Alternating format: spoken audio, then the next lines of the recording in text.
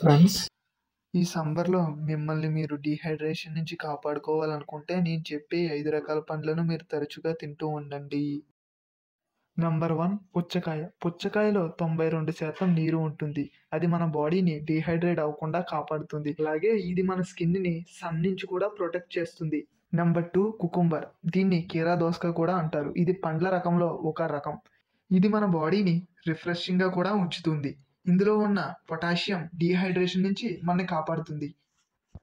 Number 3 strawberry. స్ట్రాబెర్రీలో ఉన్న vitamins మనల్ని dehydration అవ్వకుండా కాపాడతాయి. ఇది కూడా మన బాడీకి చాలా మంచిది.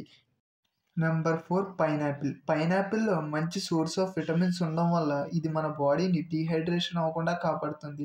అలాగే ఇది మన బాడీ డైజెషన్‌కి చాలా ఉపయోగపడుతుంది. Number 5 orange. ఆరెంజ్‌లో మంచి సోర్స్ ఆఫ్ విటమిన్ సి ఉంటుంది. అలాగే 86% వాటర్ ఉండడం వల్ల ఇది మన బాడీని డీహైడ్రేషన్ నుంచి కాపాడి రిలాక్స్ అయిన ఫీలింగ్‌ని మీకు అందిస్తుంది.